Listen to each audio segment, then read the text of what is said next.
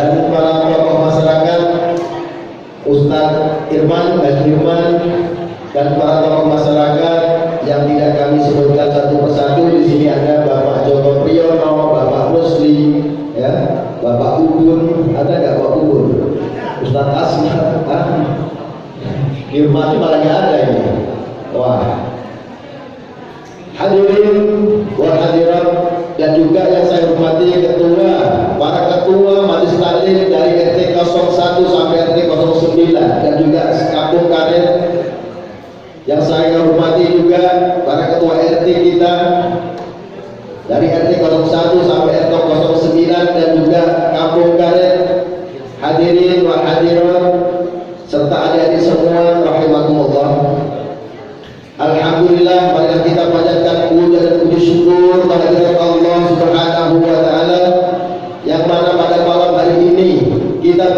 bisa berkumpul bersilaturahim dalam acara Isra wal Mi'raj Nabi Muhammad sallallahu alaihi wasallam di masjid kita ini. Selawat serta salam semoga tercurahkan dari baginda Nabi Muhammad Rasulullah sallallahu alaihi wasallam beserta keluarganya, para sahabatnya, para nabi dan nabi, dan insya Allah semoga tercurahkan kepada kita sekalian selaku umatnya fid dini wad dunya wal akhirah, amin ya rabbal hadirin wa hadirat jamaah Isra Mi'raj rahimakumullah. Saya yakin malam hari ini kita semua berkumpul di sini untuk memperingati Isra Mi'raj bukan hanya karena ceramahnya siapa atau qori'nya siapa atau marawisnya tadi dari tim mana, bukan hanya karena itu, tapi karena taklim kita kepada Rasul, cinta kita kepada Rasul, cinta kita kepada masjid yang kita cintai ini, yang dibina mulai dari dulu sampai zamannya Bapak Yusuf Saudara. Ya. Kita memperingati untuk minta ridho Allah Subhanahu wa Ta'ala dan syafaat Muhammad Rasulullah Sallallahu Alaihi Wasallam. Betul ya kira-kira Bu? Jadi kalau kita di sini hadirnya hanya karena itu, hanya karena ini sebagainya, itu akan menjadi pemikiran kita yang kecil. Kita semua mereka masih kita yang kita makmurkan.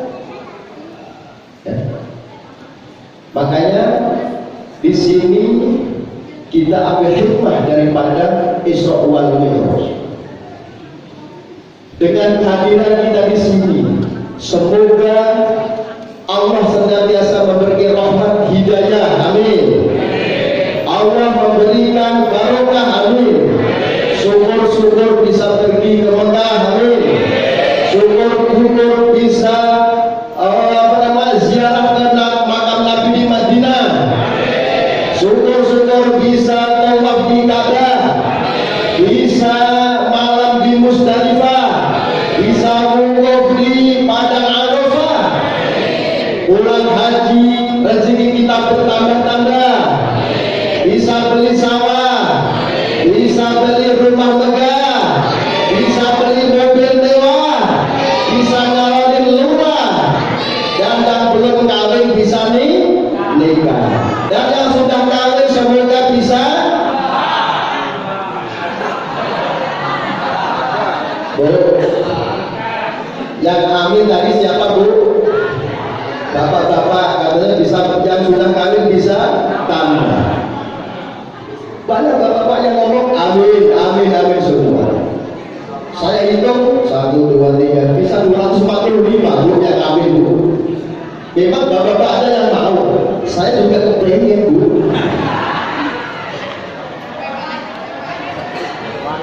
Kepengen saja deh.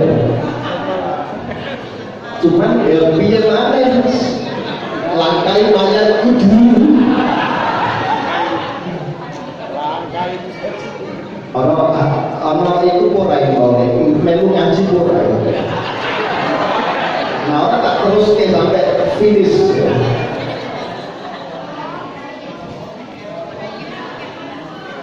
Hadirin wa hadirat jamaah rahimahullah. Hadirnya kita di sini. Memang kalau saya hitung-hitung perbedaan antara pengajian Isra Mi'raj sama Maulid Nabi di Muhajirin, ini beda jauh Pak Bu.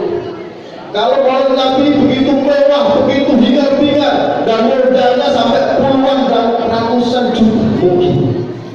Cuma ketika Isra Mi'raj kita semua lokal, ya.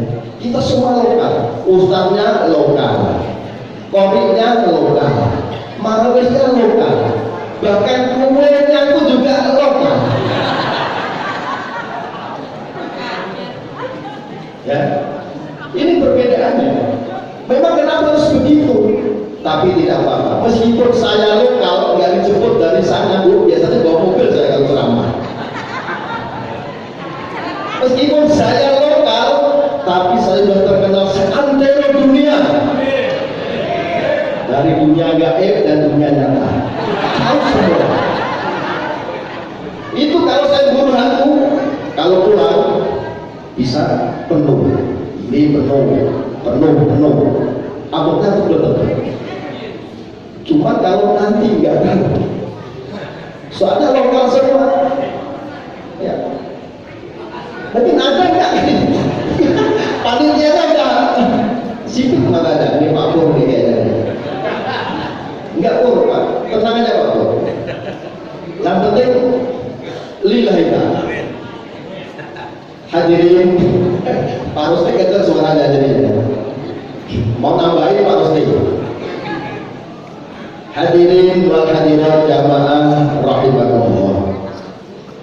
Kalau kita berbicara tentang Isra wal Mi'raj, sudah sering kita dengar tentang hikmah, bahkan artinya. Jadi kalau kita sikapi, ya ini kita bahas satu persatu saja. Tapi mohon maaf para guru-guru kami di sini, ada Ustaz Iskandar, guru-guru kami semua di sini. Saya kadang minder, kalau ceramah di Muhajirin paling minder saya. Soalnya tahu belanja saya mereka. Beliau tahu. Soalnya paling ceramah di sini, kecuali di sana luar saya berdiri, saya apa sih nggak ngerti orang-orang.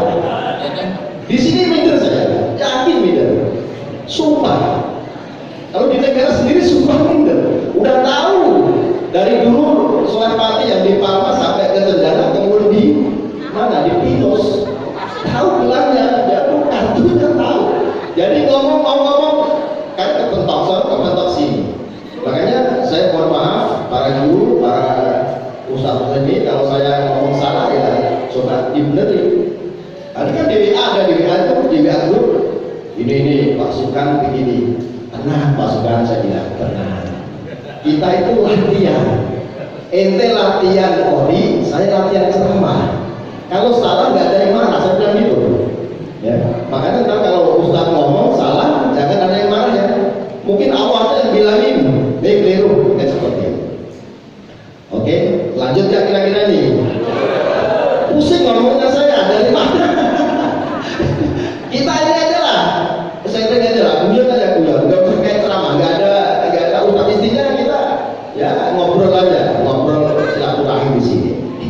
Mungkin saya bahas yang pertama arti daripada Isra wal Mi'raj. Isra itu perjalanan Nabi Muhammad dari Masjidil Haram ke Masjid Aqsa. Itu Isra. Ya. Mi'raj naiknya Nabi Muhammad dari Masjidil Aqsa ke langit ke-7 sampai ke Sidratul Muntaha, ke Rafiqul Akbar, ke Arsy dan Lauhul Mahfuz. Itu Mi'raj. Ada dua perbedaan, nyata dan gaib. Kalau saya terangkan di sini tentang Isra Mi'raj cocok karena saya orang gaib. Cocok, Pak Pur nggak salah ngambil nuduh saya itu. Tapi nanti tahun depan gantian bisa Pak Ustadz Haji Iskandar Jilani atau Pak Ustadz Widodo. Ya. Jangan yang ini yang udah terkenal. Yang biasa supaya dia terkenal. Itu maksudnya. Gitu loh. Pak Haji Iskandar siap tahun depan. Amin. Ya. Kalau hikmah dibalik Isra Mi'raj, Isra Mi'raj dibalik daripada Isra Mi'raj adalah hikmahnya dari Isra Mi'raj adalah kita ini aja coba yaitu jadi lupa saya jadi gara-gara Pak Iskandar saya ini jadi lupa saya ini kualat saya kayaknya nih kualat ini subhanallah ya. Kita sekarang apa sih Isra Mi'raj? Sebenarnya Isra daripada Isra Mi'raj, hikmah daripada Isra Mi'raj itu kita ambil contoh saja. Ketika Nabi berjalan itu 3 malam, yang 3 malam hanya bisa ditempuh sepertiga malam. Perjalanannya sangat jauh, ya. Tapi oleh Nabi Muhammad ditempuh hanya sepertiga malam. Bayangin. Dan 3 malam dari Masjidil Haram ke Masjidil Aqsa ke langit ke-7 langsung ke Sidratul Muntaha, Rafiqul Akbar, ke Arsy, Lauhul Mahfuz. dengan akal pasti tidak nyampe, karena akal terlalu kecil untuk bisa memahami daripada peristiwa Isra wal Mi'raj. Tapi harus diimani dengan keyakinan kita bahwa ini memang maunya Tuhan, maunya Allah Subhanahu wa Ta'ala. Dan ketiga alam itu, dari Masjidil Haram ke Masjidil Aqsa, ya, itu namanya alam nasyur, yaitu alam nyata, alam indrawi, alam fisika yang sering kita temui dan setiap hari kita berjalan seperti itu. Yang pertama alam nasyur, dan kedua alam malakut, yaitu dari Masjidil Aqsa ke langit ketujuh. Alam malakut namanya alam malaikat. Manusia tidak bisa sampai ke sana. Dan yang terakhir, yang ketiga adalah alam lahut, yaitu alam ketuhanan. Dari mana? Dari langit ketujuh sampai ke Sidratul Muntaha, ke Rafraful Asfar, ke Mustawa, ke Arsy dan ke Lauhil Mahfuz. Kalau kita cerna bapak-bapak ibu, ya, kita berpikir secara akal saja, ya, coba diperhatikan secara akal saja. Itu ada anak kecil, ya, ada anak kecil. Secara logika kita pasti berpikir bahwa itu pasti ada bapaknya, ada maknya. Tapi kalau Isra Mi'raj diimani dengan keyakinan iman kita, tidak seperti itu. Karena hal gaib itu nilai spiritual yang diberikan oleh Allah kepada Nabi Muhammad perjalanan Isra wal Mi'raj. Contoh, Nabi Adam, bapak kagak ada, emak kagak ada. Tapi kalau Allah mau, jadi nggak kira-kira Nabi Adam? Ada Nabi Adam. Nabi Isa, emak ada, bapak nggak ada. Tapi kalau Allah mau, jadi nggak kira-kira Nabi Isa? Nabi Isa. Karena itu mujizat dari Allah. Siti Maryam, ya, tidak ada suaminya bisa melahirkan Nabi Isa. Tapi saya Bu, sekarang zaman sekarang perempuan-perempuan tidak mau kalah dengan Siti Maryam. Itu disorot kampung saya di Pati banyak. Tapi kalau di Pondok Rezeki ini kayaknya insya Allah sama. Hadirin wa hadirat rahimakumullah. Sedikit saya akan menguraikan tentang tafsir daripada makna surat Al-Isra ayat 1. Subhanalladzi asra bi 'abdihi lailan minal masjidil haram ilal masjidil aqsa alladzi barakna hawlahu linuriyahu min ayatina innahu huwas samiul basir. Subhana, ya, diawali dengan kata lafaz subhana. Subhana artinya maha suci Allah. Allah, ya, Allah mensucikan dirinya, Allah mengagungkan zatnya, bahwa ini aku Allah, ya. Tidak ada Tuhan selain Allah, tidak ada Tuhan selain aku, kata Allah. Dan aku mampu dengan kesombongan itu Allah berbicara dan melafazkan subhana dengan kesombongannya, saya ini Allah dan saya mampu. Itu maksudnya subhana tafsirnya. Seandainya harus tidak pakai subhana pun nggak apa-apa, karena untuk meyakinkan Isra Mi'raj itu Allah melafazkan berfirman subhana alladzi asra. Mampu apa? Memperjalankan hambanya. Siapa yang diperjalankan? Bi'abdihi, ya. Bi'abdihi artinya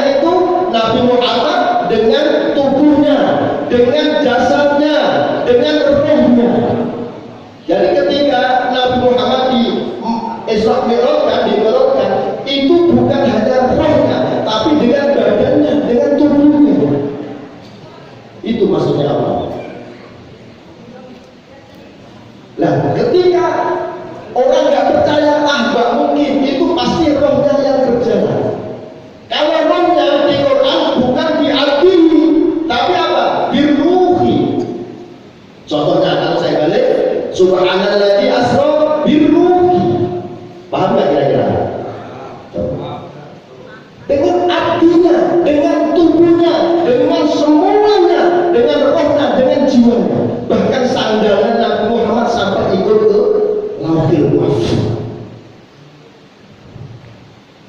Bekas sanadnya pun ada. Nanti saya jelaskan di yang terakhir. Terus kapan Ustaz? Lailan itu dari izin makiro. Lailan sepertiga malam atau bukan semalam sepenuh. Kalau kita belajar nahwu ya, lam ma'rifat al-laili itu artinya satu malam penuh. Cuman kalau lailan itu sepertiga malam. Sepertiga malam bisa 1 jam, bisa 2 jam, bisa 3 jam, bisa 5 jam. Hebat ya Allah. Bukan satu malam penuh, tapi cuma lailan sepertiga malam esoknya. Esok wali Ramadan. Dari mana Ustaz? Minal Masjidil Haram, dari Masjidil Haram ila Masjidil Aqsa. Dari Masjidil Haram ke Masjidil Aqsa. Alladzi barakna haulahu, yang diberi keberkahan. Di mana diberi keberkahannya? Dari sekelilingnya. Sekeliling Israel itu apa? Ada Makkah Al-Mukarramah, ada Madinah Al-Munawwarah, ada Iran, Irak, Syria, Palestina. Diberi keberkahan dengan buah-buahan dan tanam-tanaman. Makanya di sini ibu yang pernah haji, bapak-bapak pasti melihat di situ. Ketika kita haji di Mekah penuh makanan. Padahal orang Arab ya cuma nandur kurma tok. Tapi apa hasilnya? Ada apel, ada mangga, ada pisang, durian, kubur penuh. Bahkan seluruh dunia itu mampir ke Makkah dan Madinah semua. Barakna haulahu linurahu, itu artinya bahkan sampai sekarang pun minyak di Arab dan di jajah Arab berlimpah, kekayaan sangat luar biasa. Itu Allah memberkahi barakna haulahu linuriya min ayatina. Allah menjelaskan ayat saja ini benar kata Allah. Innahu huwas sami'ul basir. Sesungguhnya Allah, aku Allah Maha melihat, Maha mendengar dan Maha melihat. Hadirin jamaah rahimakumullah. Kalau kita berbicara Isra wal Mi'raj dengan pikiran kita, nalar kita, pasti tidak akan nyampe. Dan itu pasti akan keliru nanti. Kalau kita pengertian Isra wal Mi'raj seperti apa, kita terangin dengan akal pikiran kita, pasti salah. Bahkan sekarang para tokoh masyarakat atau orang yang sering ceramah bahkan di TV bilang seperti itu. Belajarnya mungkin di Google kan? Hati-hati. Pernah ada yang menggambari burung, ya. Burung itu digambarkan seekor hewan yang kepalanya perempuan cantik banget, punya sayap, punya ekor. Masya Allah. Itu salah. Bukan seperti itu burung. Ada gambar-gambar dijual-jual itu kan seakan-akan Nabi itu menaiki hewan yang cantik. Bukan, itu salah. Dosa orang itu. Karena Ustaz tidak bercerita di TV seperti itu. Yang benar burung itu seekor hewan yang seperti kilat putih, cepat larinya. Ya. Kalau beliau terbang, kakinya yang belakang akan memanjang, terbang ke atas. Dan ketika beliau turun, itu kaki yang paling depan lurus. Itu burung yang benar, bukan kepalanya yang cantik dan seperti itu. Hati-hati kalau ada penceramah seperti itu penista jadi. Ya. Dan bahkan ada ketika Rasul di Mi'rajkan, malaikat hadir di depannya terus membelah dadanya Nabi Muhammad. Nabi Muhammad dibelah dadanya, diambil hatinya, dikeluarkan kotoran-kotorannya. Salah. Nabi tidak ada kotoran, tubuhnya suci,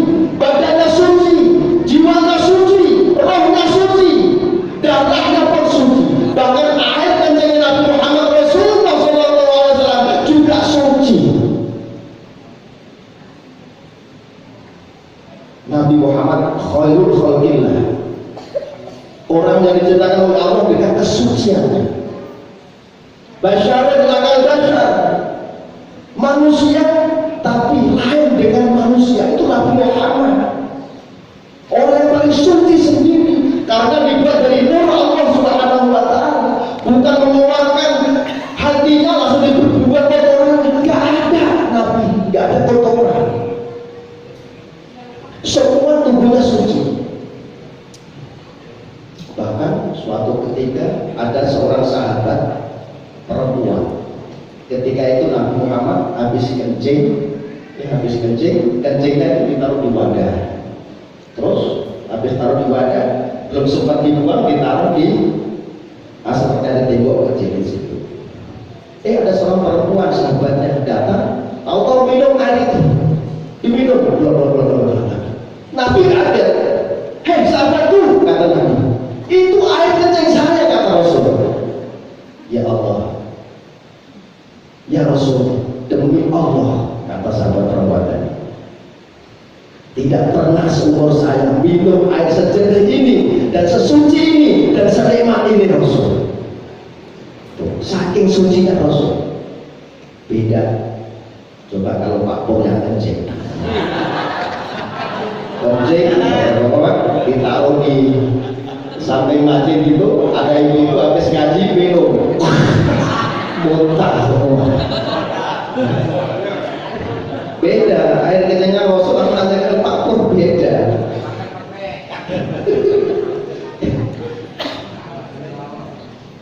Pernah juga bapak-bapak ibu, ya, untuk pada opo-opo. Kenapa dia pokoknya pergi aja, nggak ikut wiridan. Biasanya kalau di Nurul Ikhlas, kalau habis sholat wirid, yang doa itu memang dikasih makmum yang paling depan. Nah, ketika assalamualaikum Pak Ustadz Nasr langsung pergi, nggak tahu mungkin kemana, urusannya bisnis kali.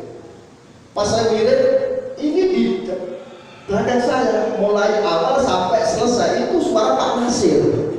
Saya dengar Pak Nasir nanti bagian doa, pikir saya ikut terus. La ilaha illallah, la ilaha, sampai selesai Al-Fatihah selesai. Ya saya langsung aku geser sini, tak kasih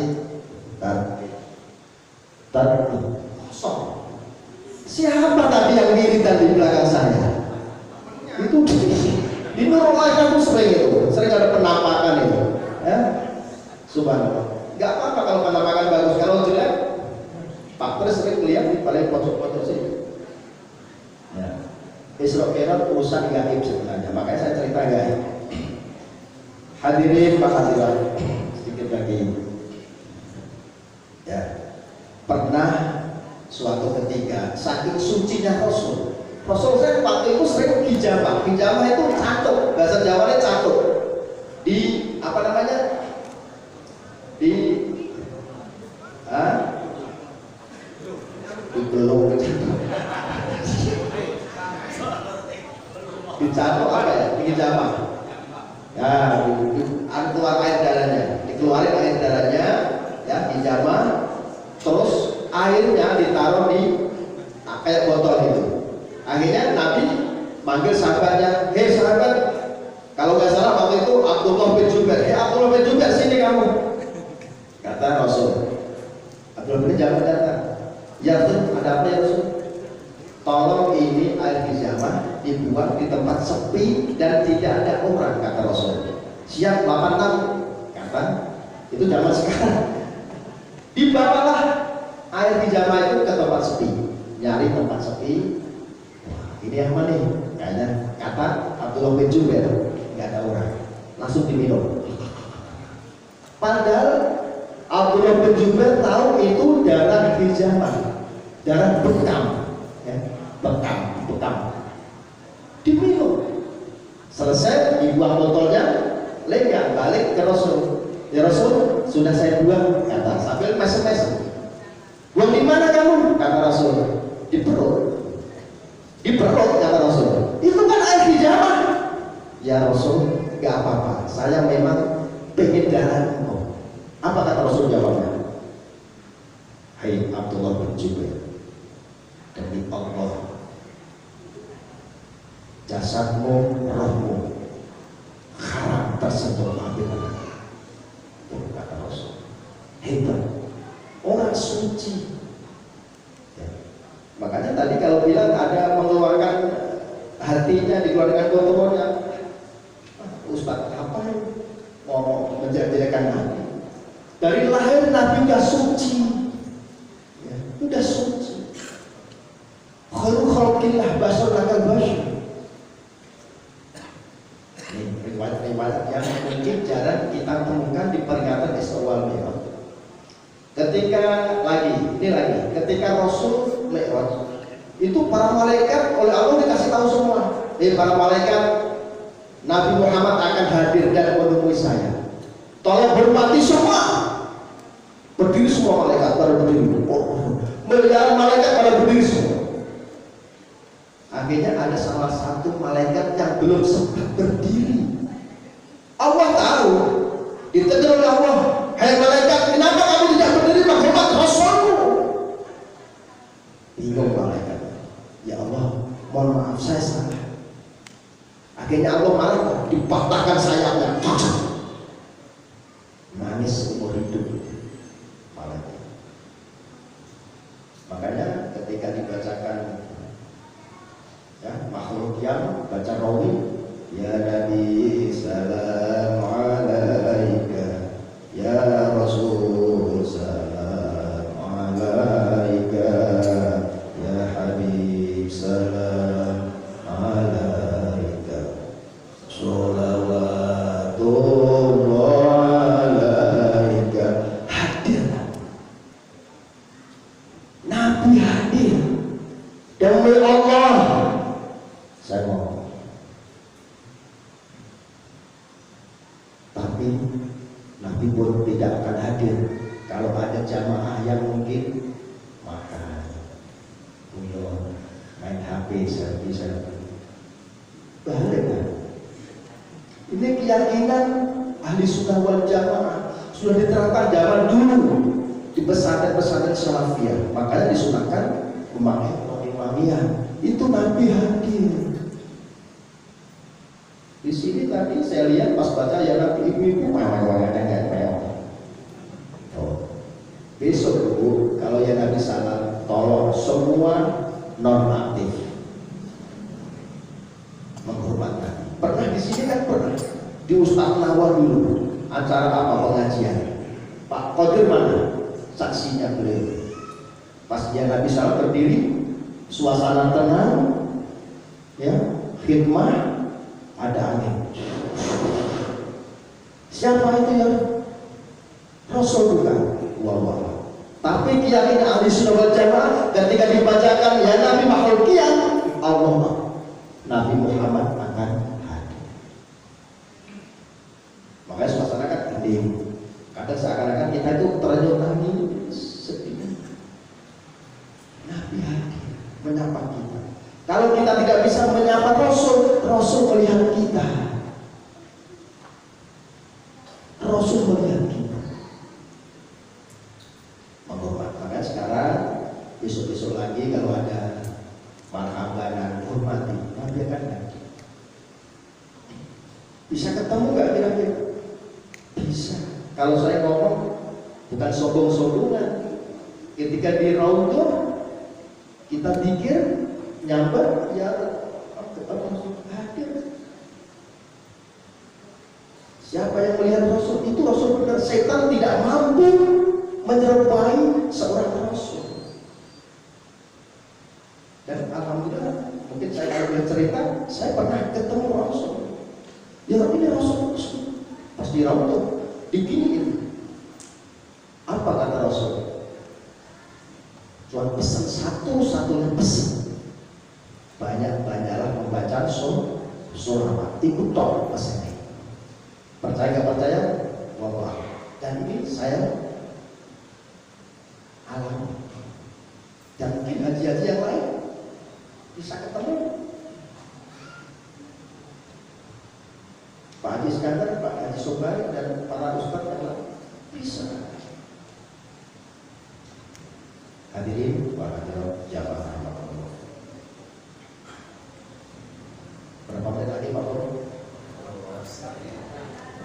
10 menit ya. Oke. 10 menit. Sampai ketika Rasul menemui Allah, Allah itu yang mau.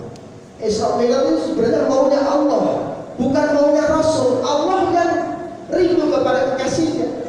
Ketika Nabi Muhammad ditinggal, makanya di situ ada tahun umur khusus, yaitu tahun kesedihan. Ketika itu Nabi Muhammad ditinggal, istrinya Siti Khadijah dan Abdul Muttalib. Kesedihan, makanya Allah memanggil dengan di Isra Mi'raj. Apa hasil dari Isra Mi'raj? Yaitu sholat lima waktu. Itu yang utama. Tak ciong lagi, sebab ngantuk kita ya. Sebab ngantuk. Padahal sesuk libur. Apa hikmah daripada itu? Yaitu sholat 5 waktu. Selain sholat 5 waktu, ya, Ibu, kalau tahu, kita kadang tahunya sholat sebagai kewajiban saja, betul? Sholat ini wajib. Padahal kalau dinilai dari ilmu dunia itu mengandung 9 supra yoga. Dari gerakan-gerakan sholat ada 9. Ketika kita berdiri, ya, berdiri yang pertama, yang 9 supra yoga. Pertama berdiri, kedua takbir, terus ketiga ruku, keempat sujud, kelima duduk di antara 2 sujud, keenam tahiyat awal, tahiyat akhir, terus yang ke-9 salam kanan, salam kiri. Itu semua mengandung kesehatan dalam tubuh kita. Supra yoga, paling super kesehatan. Contoh, saya praktekin. Kita sholat pasti wudu dulu, bersuci. Bersuci itu sudah mengandung energi yang sangat luar biasa ketika kita berwudu. Terus yang kedua sholat, kita sholat. Habis air wudu, sholat, kita berdiri. Berdiri ini keseimbangan. Coba kalau kita sakit pasti jatuh, betul? Nah, keseimbangan. Kadang-kadang yang sampai melangkahi kakinya ke teman yang gini gitu. Boleh gak lihat? Sebenarnya sih nggak usah pakai gitu pun nggak masalah. Tapi kadang geli. Ya. Keseimbangan. Terus yang kedua adalah takbir. Allah. Nah, ketika kita Allah, itu energi 4 penjuru mata dunia itu hadir di sini. Allah. Energi langit, energi bumi, energi awan, energi logam dan sebagainya masuk ke sini. Dan kekuatan yang paling utama di telunjuk jari. Ini sangat luar biasa. Makanya Pak Pur kalau malam-malam butul-butul gitu. Ini energinya sangat kencang. Sangat kencang. Allahu Akbar.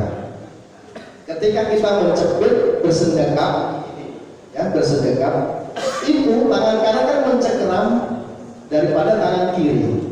Nah, tangan kiri ini kan ada urat-urat saraf yang masuk ke pembuluh tubuh tangan kiri.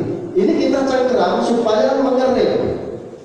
Dan energinya langsung balik ke tangan kanan semua, 2 kali lipat. Nah, kita cengkeram.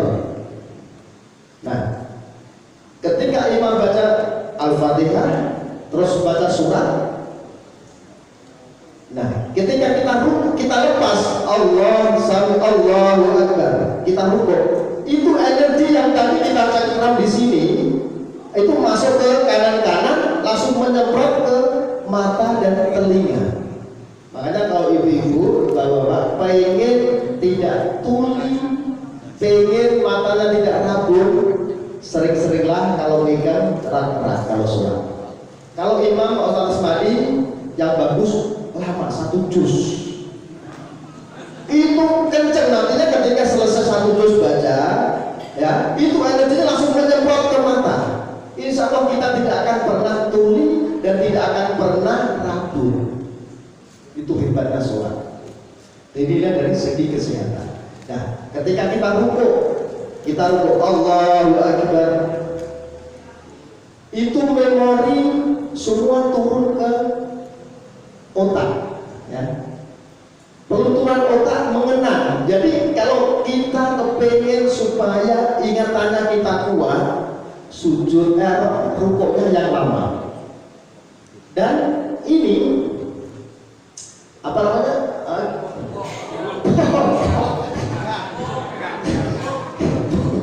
Tidak akan bungkuk nantinya. Ginjal tidak pernah akan sakit ginjal. Dan rukuknya itu harus lurus. Ini lurus. Itu menyerap energi ke apa namanya, ke otak, ya, memorinya otak supaya ingatannya kuat.